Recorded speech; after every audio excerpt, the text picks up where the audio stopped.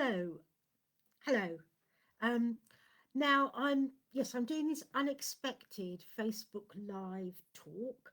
I was supposed to be giving an in-person talk to So Moot It Be in Rochester this evening, but the trains are messing around and cancelled due to power problems on the line. So I'm going to give the talk now and we'll see how it goes. I'm going to be sharing it on Facebook Live and sharing it to the people in the mood later. And I hope you can all see me fine. Okay, so thanks very much to the people of So Moot It Be for inviting me to give this talk. And I hope you enjoy it, even though it's on Facebook Live.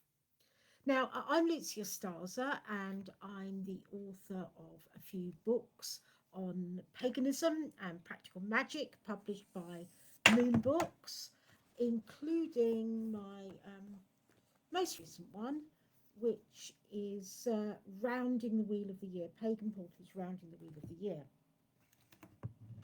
And this talk is going to be about the magic of springtime. So I did have some slides, and what I'm going to try and do is just lift up these slides on my Kindle and hope that you can see that. Can you see a nice picture of some cherry blossom there? I'm hoping that you can see that. So,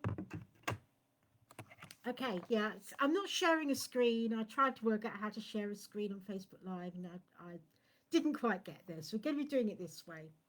Anyway, cherry blossom is really one of my favourite spring sights. And although I didn't take that photo, cherry blossom symbolises the ephemeral and transient nature of life because it's something really beautiful, but it only lasts for a short time.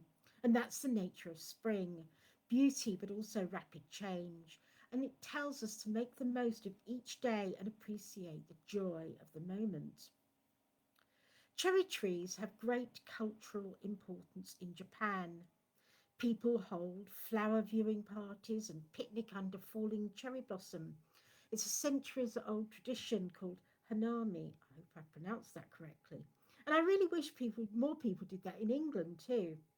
Spring is really my favourite season. I know a lot of witches and pagans love autumn, and I love autumn too, but spring is my favourite season because it's a time of hope as life returns to the land. Green shoots emerge from the dark soil, and buds and blossom appear on the trees.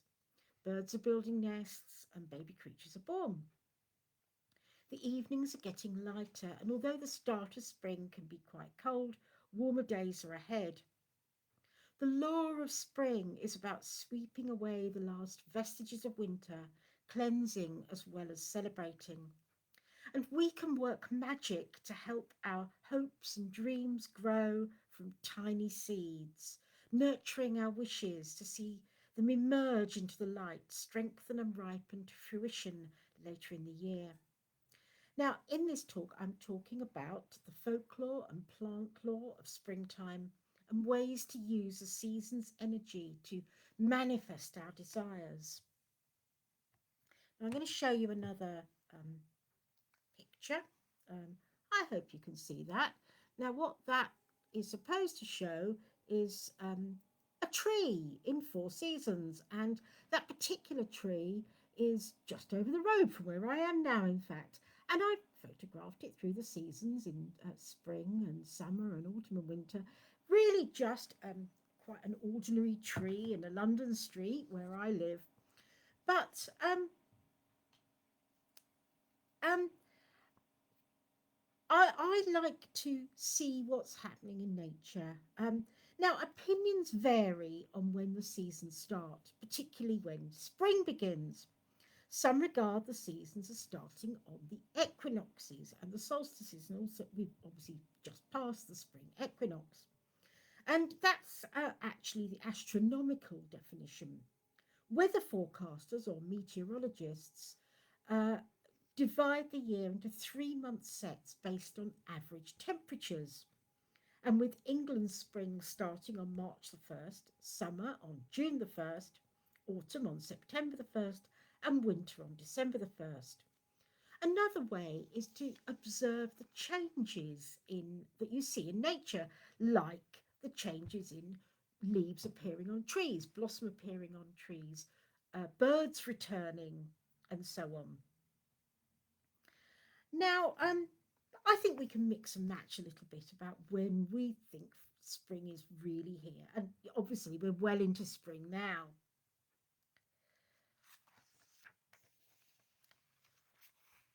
Now, I'm going to move on to talking about the Wheel of the Year. I've got some notes here. You'll see me referring to my notes because I can't always remember everything I plan to say. So, yeah, you'll see me reading from my notes from time to time. Now, the Wheel of the Year. I'm a pagan witch, and I guess most of you are who are watching this. So, you'll be familiar with the modern pagan Wheel of the Year festivals and the next bit of my talk. Some pagans consider the festival of Imbolc at the start of February as the beginning of spring, although for others it's more a hint of spring to come. Imbolc is both a traditional Irish festival and one on the modern pagan Wheel of the Year, and I'm sure there'd be people who say, "Oh, you pronounce Imbolc terribly." I'm sure I have. I apologise for that. Now,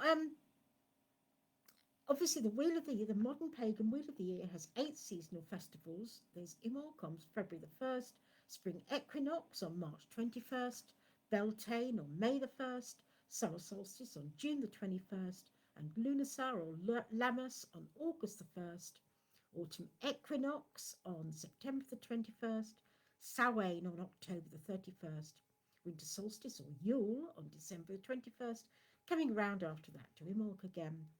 And they don't always correspond to the exact astronomical dates. And for example, the equinox was on the 20th rather than the 21st this year in astronomical terms.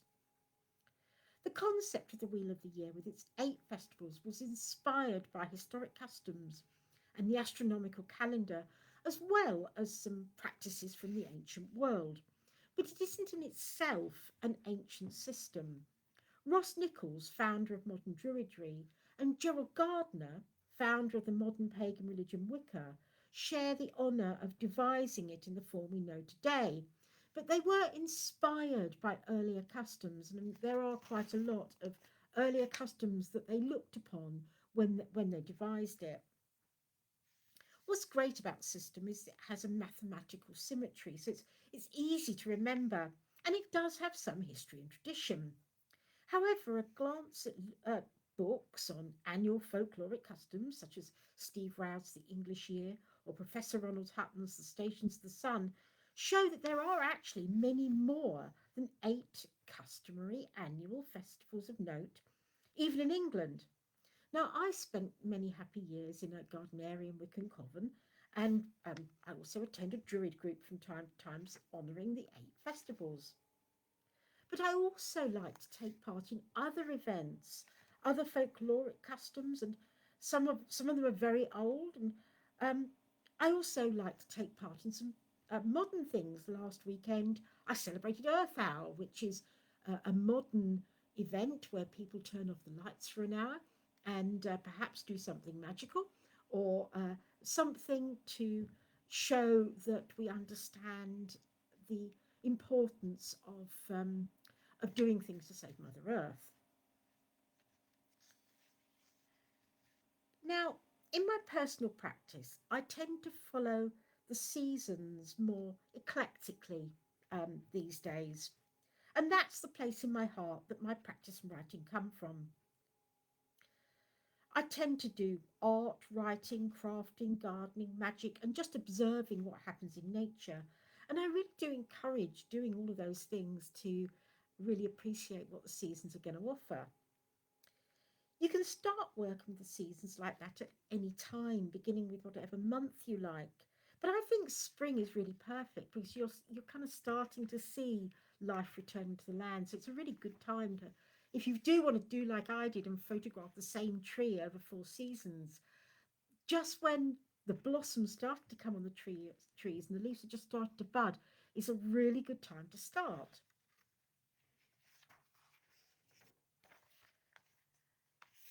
Now, I think that one of the best ways to observe what's happening in the natural world is to go outside and have a look at what's happening. If you can't get outside for any reason, just have a look out of the window. But really, noticing things with our own senses is better than just reading about them. If all you do each month is spend some time recognizing what's bare and what's blooming, that is a valid observation of how the year turns. Another thing that I recommend is journaling or taking photos or scrapbooking. I've already mentioned taking photos, but I can't recommend journaling enough as a way of recording magical and spiritual work. You can really write anything in your journal, just what you see, or you can write down spells, rituals, and divinations you do. But it's a really good idea to make notes about nature and the weather and your thoughts and feelings, as well as any customs you take part in. And you can include pictures with your journal or keep them separately. And there's nothing, you can do it in a lovely paper notebook. I know a lot of people who've got beautiful paper notebooks, they keep that kind of thing in, or you can do it online. I mean, many of you will know that I have a blog, a Bad Witches blog at www.badwitch.co.uk. I started that as a kind of online journal. There's absolutely nothing wrong with doing a blog or, keeping an online record of some kind. You can keep a scrapbook too, and they're really good, sort of keeping, you can put pressed flowers in it, you can cut out pictures, you can put photographs in it, you can write things in it, you can stick tickets to events or cards that you receive, things like that in it. So now another picture. Yeah. Um, I don't know whether you can see that. Growing herbs and seeds. Well, there's a picture, two pictures of some basil that I grew. The top one is me planting basil seeds. The picture below it is actually a stock picture because my seeds are sprouting quite nicely, but they're not quite that big yet. Spring is a perfect time to plant seeds, of course. You don't need a garden, although obviously it helps. You can grow plants from seeds in pots or window boxes. Think about what you'd like to grow. It could be some vegetables for cooking if you've got a garden, or it could just be some herbs like my basil on your windowsill. You could grow flowers. Growing what native wildflowers are absolutely great for insects, butterflies, bees, and so on. Now, here's a spell you can do to manifest your wishes for the year ahead, as well as to grow some herbs for cooking. Use the energy of spring to boost your magic and empower your intentions. You can grow any herb, but I recommend basil because it's associated with prosperity, good health, good luck, and abundance in many different cultures. And it's ideally grown from seed in March. And of course, it also tastes very nice in pasta sauces and cooking.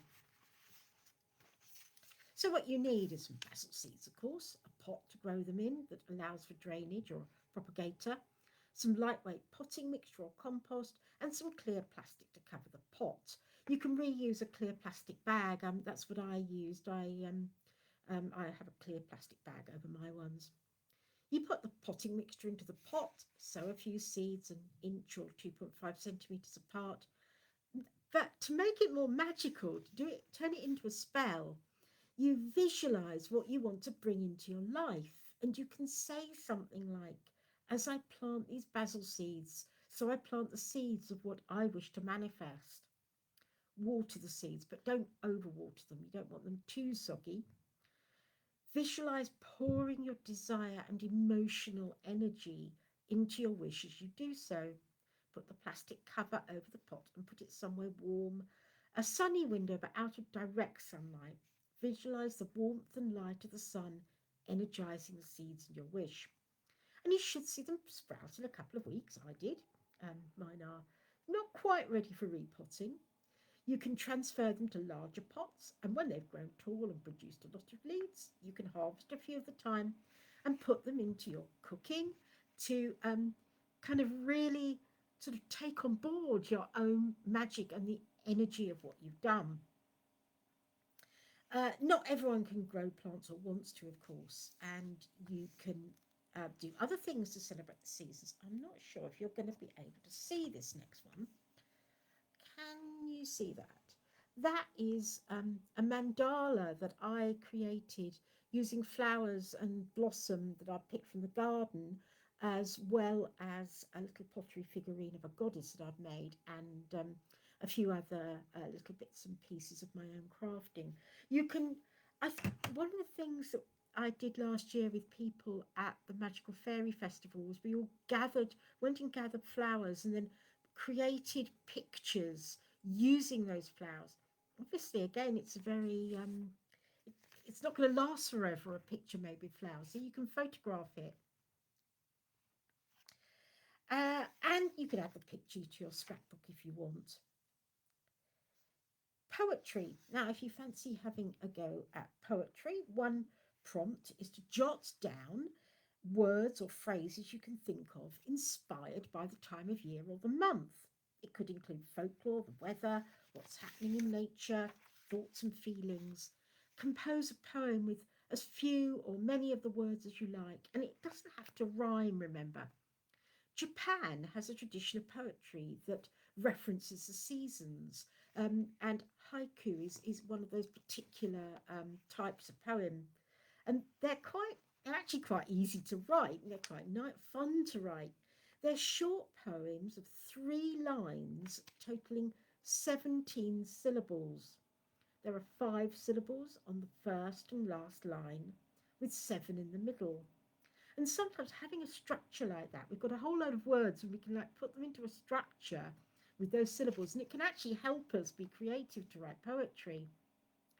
Now, here's a spring haiku that I wrote in a March a few years ago. Under a stormy sky, clouds scud and trees sway, the yellow crocus blooms. So, seasonal altars are ways of celebrating the seasons too. I'm going to try and show you a picture. Can you see that? That is a spring altar that I did. Actually, not this year, but in a previous year. I've got a similar altar today, or I put it up before the spring equinox. It can be as simple or as complex as you like. Oh, I've lost my slides for some reason. Great. There it goes. It comes back for the next one. Yeah, it can be as simple as complex as you like. You don't need a huge space. It can be a shelf or a fireplace top. That little one was on a fireplace top.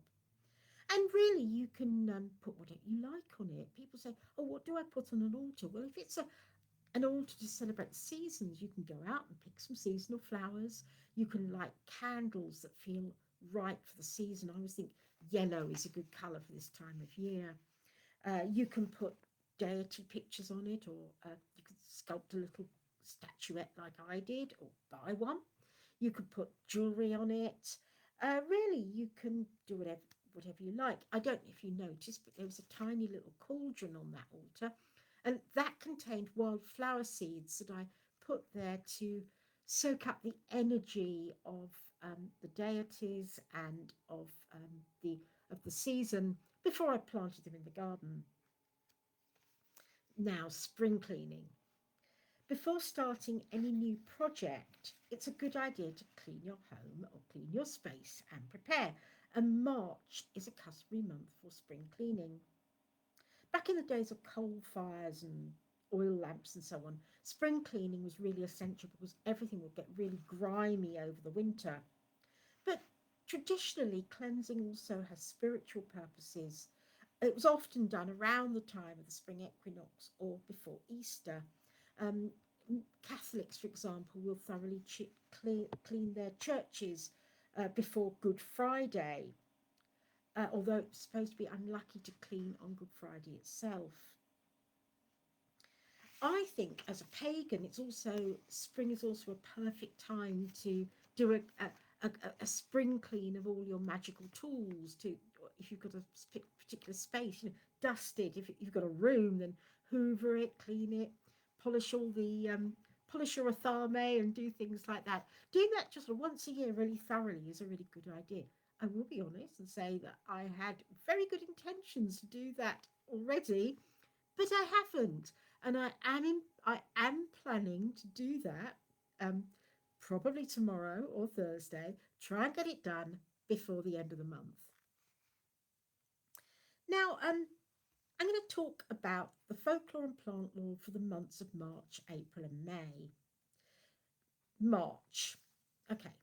Named after Mars, the Roman god of war, March can bring stormy weather, but the sight of flowers always lifts my mood.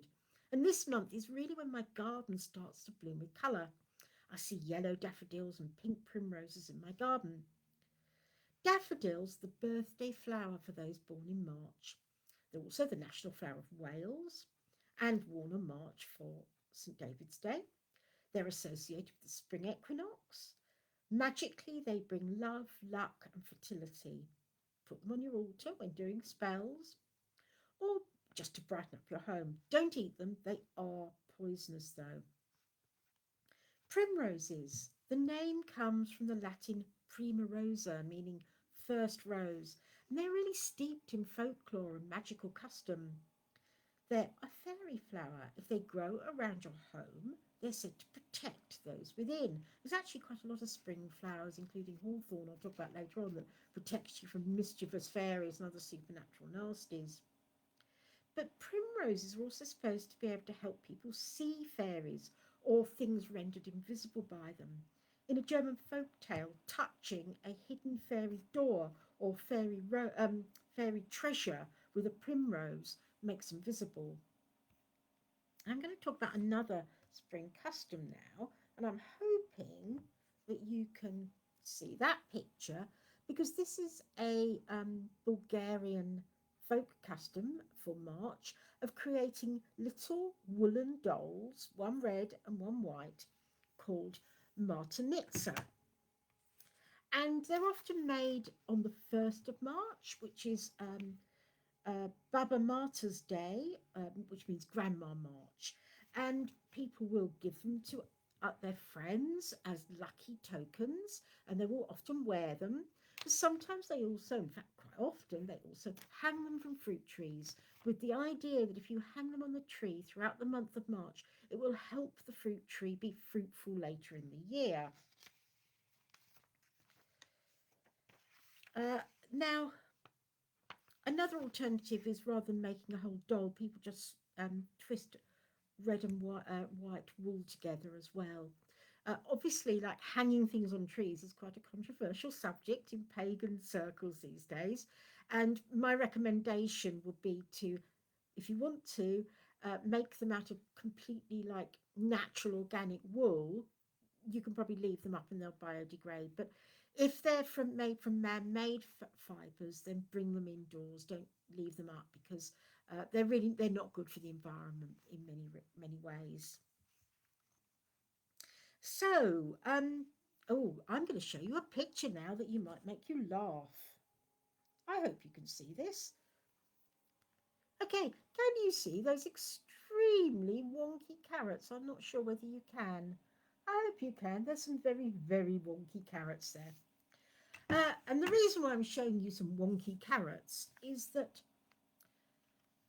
we're currently in Lent, we're near the end of Lent, and that is thought of as the Christian prelude to Easter, but it wasn't always just to have been that. It might have originally derived from a word for the time of year when the days lengthen, according to Professor Ronald Hutton in Stations of the Sun, so it could be celebrated by anyone. Now, Hutton adds that historically it combined joy with abstinence. And I don't think you have to be a Christian to get into the Lenten spirit, which means enjoying warmth, light, and the return of greenery, while appreciating that it still isn't quite a huge amount of fresh food in season. Root vegetables are one of the things probably still left over from, the winter months, and also a little bit of green veg and coming up. I know that In my garden, there's been a few dandelions coming up. You can eat dandelion leaves, early thistles. You can make nettles, rather, early nettles. You can make nettle soup from the early nettles. Cleavers can be cooked. But, it's not a lot. And there certainly wasn't a lot of meat left around. And so during Lenten times, people have had a largely vegan diet. Now, I've said this quite a few years running, but I always feel that if someone's going to do vegan weeks, I know a lot of people do veganuary and do vegan weeks in January, but actually this time of year is probably a better time to do it because it's a little bit more traditional that people would have gone vegan through necessity in the time of Lent. Yeah, so I hope you saw my wonky carrots. I will try and maybe share them um, just on Facebook. Now, Mothering Sunday is a tradition in March. We've already had Mothering Sunday in England. Um, Now, it's different from American Mother's Day, which is later in the year. Mothering Sunday in England takes place 3 weeks before Easter Sunday as part of Lent customs. So when it actually occurs depends on how late or early Easter is. Um, yeah, now I'm going to find another picture to show you. Yeah, okay. Now there we've got a picture of a little hare um, on some forsythia blossom, and I like to bring in a sprig of. My mother sadly passed away, but I like to honour my mother by bringing in a sprig of forsythia and putting it on my altar at around the time of Mother's Day, because that forsythia bush was planted in the garden by my mother. She bought a rather straggly plant cheaply at a garden centre and planted it. And it's now a lovely bush that always flowers around this time of year. It's still slightly in blossom, and it always reminds me of my mum. Now, spring equinox. Well, that was on March the 20th this year in astronomical terms. And it's time to celebrate springtime. In the Wheel of the Year, it's a festival associated with balance because it's when day and night are equal. It's both hemispheres of the Earth have the same amount of daylight, although it's autumn equinox in the southern hemisphere. The Christian festival of Easter falls on the first Sunday after the full moon following the spring equinox. I know it sounds a bit like convoluted, but that's because Jesus' crucifixion is placed after Jewish Passover. And obviously, that's Easter's on March the 31st this year. Although Easter wasn't deliberately plonked on top of an ancient pagan festival, I know you'll see a lot of people saying it was, but it wasn't. Easter was really very much related to the crucifixion of Jesus. But there are some inklings that there could be some things that pagans did around that time of year. It often gets cited that the Venerable Bede, a monk in the early 8th century, wrote that the name of Easter derived from a goddess called Eostra. And many modern pagans honour a goddess Eostra at this time. But actually, academics have debated whether Bede was correct, and it's possible that the Anglo-Saxon word Eostra was more to do with the season of spring rather than a specific goddess. Current scholarly thought is that Eostra might have been a goddess, perhaps a goddess of the east or a goddess of the dawn, rather than very specifically a goddess of the spring equinox. The etymology of the words are quite appropriate for it to be those things. Hutton writes there isn't much evidence for a pre-Christian festival around the spring equinox in England. But nevertheless, while pre-Christian farmers might have been too busy sowing seeds to do much celebrating, it is possible that older customs got lost or merged into Christian ones. We don't know, but that doesn't stop us creating modern day rituals full of the joys of springtime at Easter or the equinox. Now, many of us will get eggs of some kind around the time of Easter because it's when these days it's kind of more a secular festival of giving chocolate eggs than it is really a Christian festival. I know devout Christians will go to church, but most of us, even those who are not Christian at all, will be quite happily enjoy the bank holiday weekend and spend some time with family and perhaps exchange chocolate eggs. I'm supposed to be on a diet, a low fat diet, but I am going to have a small bit of chocolate at Easter. Now, for Christians, eggs are a symbol of rebirth at Easter, and that can be traced back at least as far as the 4th century, when there are records of people presenting eggs at church to be blessed. However, as Professor Ronald Hutton said in a talk on spring customs, the main reason people give each other eggs at Easter historically was actually just that there were lots of eggs around at that time. Hens and other birds start laying eggs around that time. So it was eating eggs was quite a good way of celebrating the end of the fasting time of Lent. Obviously, no one's encouraging anyone to go and get eggs from wild birds' nests. Leave them alone. They are protected. You're not allowed to go collecting eggs from wild birds' nests. But, hen's eggs or chocolate eggs, you know, are perfectly fine. Now, eggs have a lot of symbolism of birth, resurrection, and creation in religions and cultures all over the world. In the mythologies of India, China, and ancient Egypt and ancient Greece, there are gods and goddesses. There are gods and goddesses associated with that, and the eggs, life itself, is in many traditions said to be hatched from eggs. In alchemy, the egg has associations with the 4 elements. The shell represents earth, the membrane represents air, the white represents water, and the yellow yolk represents fire.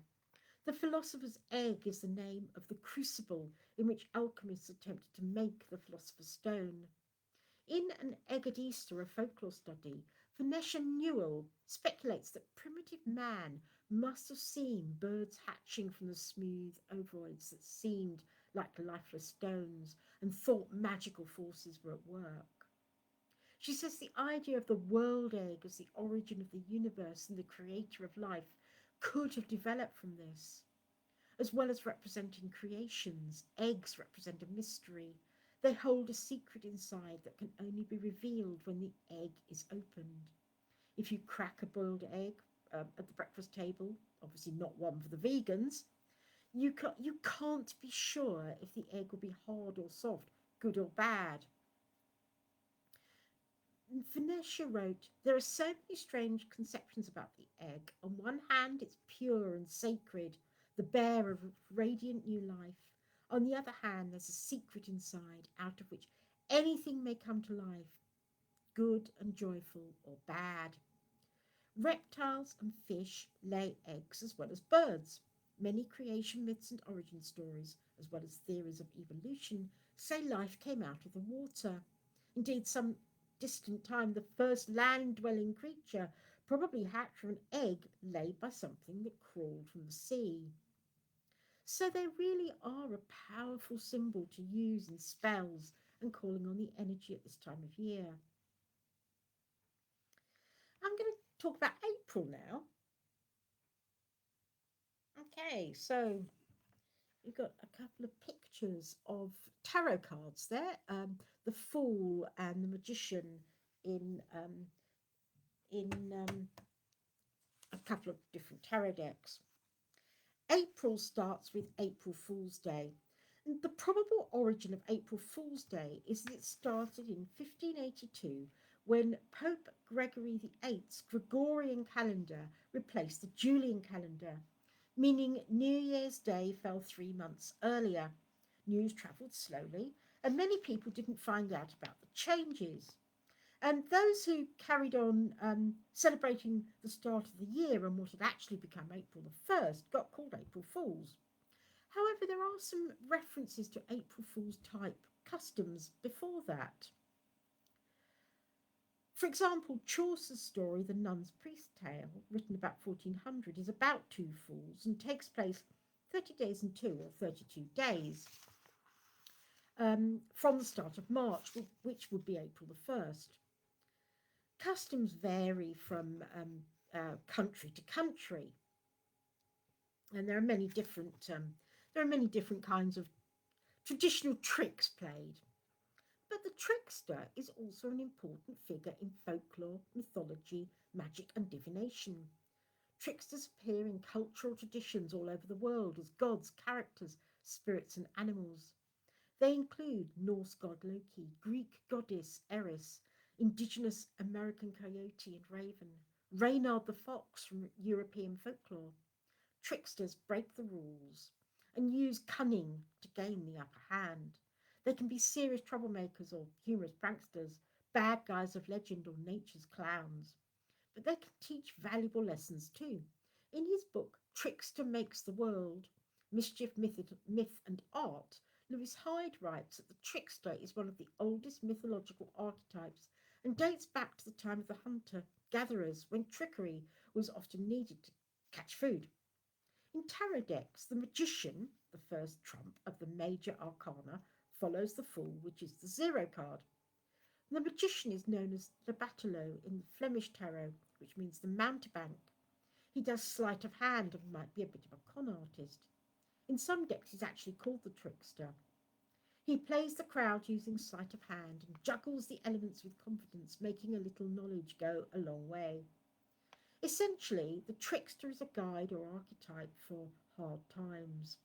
And I think, we're in hard times now, and I think we can see a lot of tricksters or con men around us. It can be something bad, but it can also teach us lessons and teach us to be wise.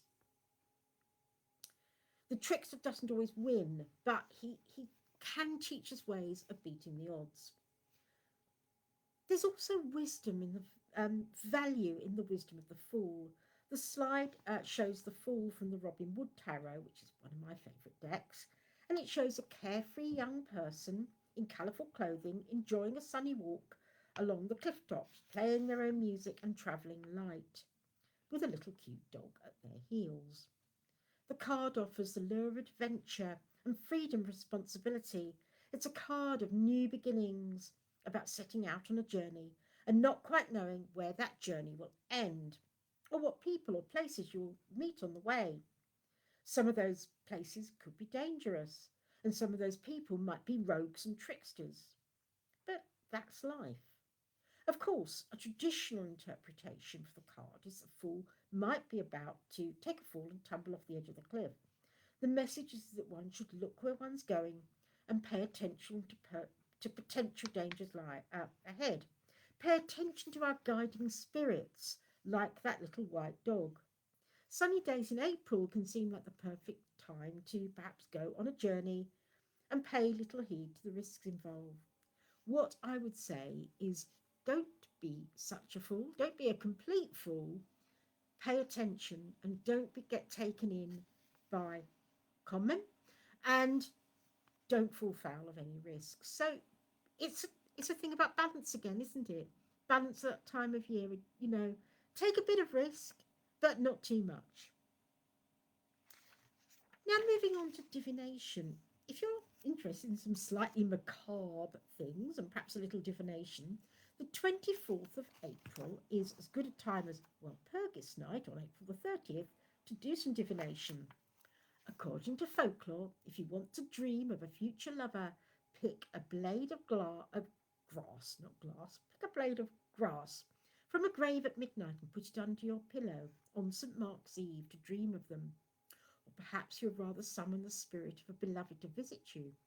If so, wash an intimate item of clothing and sit with it drying by the fire in silence. At midnight, their spirit, or perhaps the shadow of their future self, is supposed to join you, according to folklore. Now, those examples from English folklore are recounted in more detail in Steve Roud's The English Year. However, he writes, St. Mark's Eve is one of the key nights on which to divine the future, but there's no clue as to why this particular date would be chosen. There seems to be nothing in life or the writings of the evangelist St. Mark that would deserve this reputation. He adds that the custom was widespread from the 17th to 19th century. Well, if you don't fancy picking grass from graveyards, you could try less macabre forms of divination, such as doing some scrying in water or a crystal ball or getting out your tarot cards. Now, I'm hoping you can see a lovely picture of some hawthorn blossom there. As the natural wheel of the year turns, so does the transition between months, and some festivals struggle too. Floralia honours Flora, goddess of flowers and fertility, and under the Roman Empire the festival ran for 6 days, starting on April the 28th. People would give floral tributes and enjoy games and dancing and things like that. Floralia might have been the inspiration for May Day fairs, but it's possibly a coincidence as everybody wants to celebrate warmer weather, blossom, and trees being green anew. May Eve is magical, but was considered a time when supernatural troublemakers were about in a variety of traditions. In parts of Europe, especially Germany, but also in England, it's known as Walpurgis Night, when witches were thought to gather and were historically seen as not the nice folk we are now. People would protect their homes against witches. In Ireland, it's more a time for fairies to do mischief. Mab Savage, in the book Everyday Magic, writes about traditional May Eve protection for your home. If the hawthorn is flowering near you, collect some May blossom, ideally before dawn, or hang it over your door. This will help protect you from the more mischievous of the fae. If the blossom is yet to come, some hawthorn or rowan leaves will have the same effect. Ask the tree's permission, always say thank you, and leave an offering if possible. So I'm going to show you another picture. Yeah, okay. Hope you can see that. There's another of my flower pictures, a Jill in the green and the top of a maypole.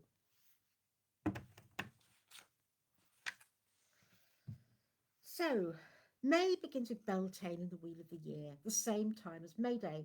And we're lucky that in England the first Monday in May is a bank holiday. It falls on May the 6th rather than May the 1st in 2024.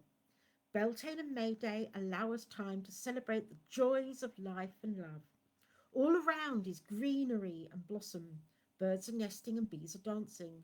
Spring is in its final flowering and summer is coming in, as the song goes.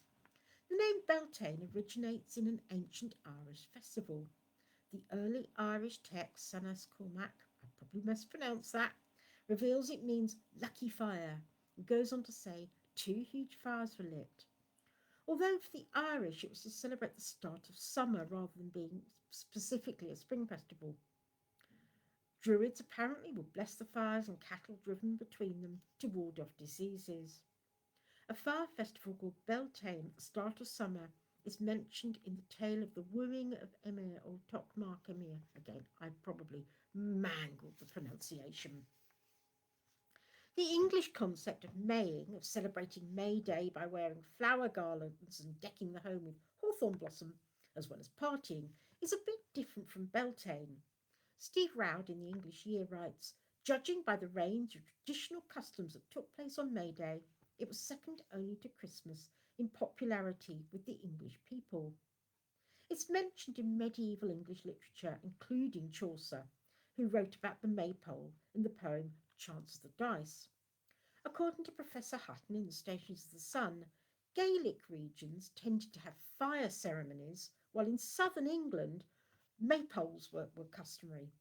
Despite Sir James Fraser in The Golden Bough suggesting maypoles were remnants of ancient tree spirit worship, or that they were phallic, Hutton writes they were more likely really used as frameworks on which garlands could be hung as a focal point for celebrations. In recent history, two archetypal figures have been celebrated on May Day in England, the May Queen and Jack in the Green. May Queens presided over festivities, awarded prizes, and led processions. When I was a child, May Queens were chosen in beauty pageants that tended to be ableist, sizist, ageist, and racist. Few in my multicultural working class London suburb were of the physical type likely to win the crown. And I think you can probably see by my hair colouring and the fact that I'm not really May Queen material. Um, Now, since then, I've learnt that the image of the May Queen, dressed in white and probably with blonde hair and blue eyes, is quite recent. Steve Roud writes, the May Queen is so much part of England's accepted May Day iconography that we assume it is an ancient institution, but it's almost entirely a 19th century invention. It comes from largely from things like Tennyson's poem, The May Queen. And many Victorians envisage the May Queen as a symbol of virtue and purity. Nowadays, it's more common for pagans to view her as the leader of sexually charged Beltane revels, a symbol of fertility, desire, and sensuality, at a time when nature is all about the birds and the bees and the drive to reproduce. Sadly, Hutton points out that historically England was too cold in early May for outdoor sex. And in fact, the registers of births from bygone times indicate people kept their pants on until a bit later in the year. There's an old saying, which might be about the month or the flower, buttoned chin till maybe in, cast not a clout till maybe out. Clout is an old term for undergarments.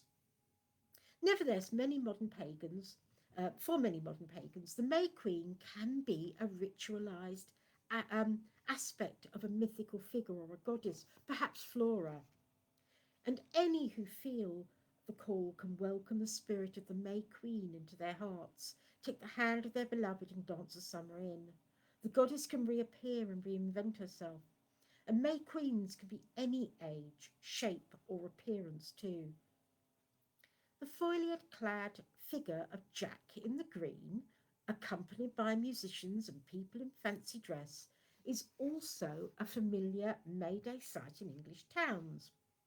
Now, I was supposed to be in Rochester to give this talk, and Rochester has a huge May bank holiday festival.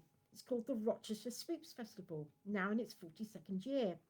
And in 2024, it will take place from Saturday, 4th of May to Monday, the 6th of May. It starts at 10 a.m.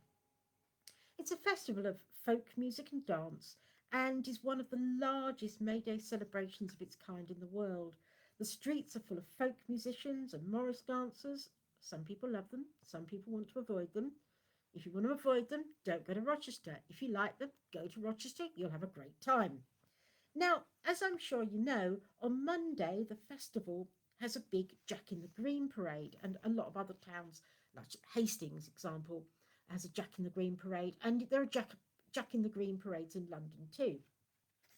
Jack in the Green resembles the Green Man, epitomised by foliate heads carved in many medieval churches, and thought by some to be a relic of pre-Christian nature worship. However, there are other interpretations which are more typical of medieval Christian viewpoints, according to Hutton in his book Queens of the Wild, which is a really excellent book. Similarities in appearance aside, the current theory is that Jack in the Green customs began in the 17th century, independently of other folklore. Dairymaids and chimney sweeps took to the streets carrying the utensils of their trades, decorated with garlands, and they would do it to raise money. The garlands grew, and the sweeps were transformed into Jack, completely covered in greenery. Now, whichever is the true origin, it's hard to see Jack in the Green celebrations nowadays without feeling that you're witnessing something ancient, wild, and pagan. The god and goddess can reinvent themselves. And these strands from myth and history can merge in modern festivals to celebrate fertility or the joys of life. You can celebrate the traditional fire festival, but if a bonfire isn't practical, you could light candles. You can make flower garlands. You can dress as a May Queen or Jack in the Green. You can deck the halls with hawthorn or explore May Day customs in your area. And you don't have to celebrate on May the 1st. I mean, May Bank holiday is a bit later. You can celebrate later in the month if you want. I'm going to talk a bit about bluebells, which is such a quintessential May flower. I don't know if you're going to be able to see this clearly enough, but I've got a slide showing two different types of bluebell. You might not be able to see that clearly enough. But one of them is the traditional English bluebell, and the other is a more hybrid Spanish bluebell. And I'm going to talk about this. In England, there are two species of bluebell at the moment, the native one and the non native Spanish one. Crossbreeding between the two means that British bluebells are sadly dying out. Um, the ones in my garden, I know these days are hybridised, but you can still find woods, particularly I've gone to a few in Sussex, where English bluebells still grow. The way to tell the difference is that native bluebells have deep violet blue petals. The flower stems droop to one side, and almost all the flowers are on one side of the stem. Spanish bluebells are pale to mid blue, and the stems are more upright with flowers all the way round. Um, what I would say is do be careful and really try to avoid introducing Spanish bluebells into areas where there are native English bluebells so that we can try and keep some of the English bluebells to view and enjoy. Here's another little bit of folklore. You should always tiptoe gently through the bluebells. If you shake one, it will ring out a sound that only fairies will hear. And fairies in traditional folklore are always very nice. And if you disturb them, they could come along and create a lot of mischief. I would also say that don't trample along among the bluebells because you don't want to squash them and damage them, particularly if they're English bluebells. Now we're moving on a little bit.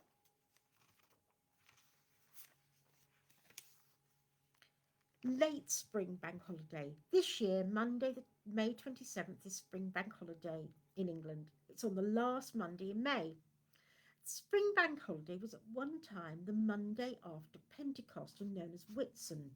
But actually, as recently as 1971, the bank holiday was moved to the last Monday in May and pretty much divested of any religious meaning. But it is a lovely time to catch up with what spring has to offer. If it didn't feel seasonally right to celebrate Beltane at the start of the month, and you want another chance to celebrate at the end in after late spring bank holiday, then there's another chance to wear flower gardens on May the 29th, which is traditionally Oak Apple Day. It was once a popular public holiday in England to commemorate the restoration of the monarchy in May 1660. People would wear garlands including oak leaves and oak apples, which were a type of plant gall. It honoured the legend that King Charles II escaped the Roundheads by hiding in an oak tree after the Battle of Worcester in 1651. Worcester is one of the towns that still holds celebrations on that day or the closest weekend. Now, that is kind of the end of my talk. I've got up to the end of May. Uh, Now, I thank you very much for listening. I'm going to give a shameless plug for my books again. Now, this is Rounding the Wheel of the Year by me, Lucya Starza, and it's published by Moon Books. But I do also want to plug this. Now, in April, this is being published, and this is my first novel. It's called Erosion, and it's a Gothic novel, contemporary Gothic. It's set in 1987, and I'm just going to read the back. It all began when we found the bones. This is the start of Erosion, a Gothic novel set on the English coast in 1987, the year of the Great Storm. Violent weather is but one of the problems a group of friends face when they discover an ancient grave inside a crumbling cliff and decide to unearth a skull. Supernatural mystery intertwines with the problems of human relationships, of earning money, and of following dreams.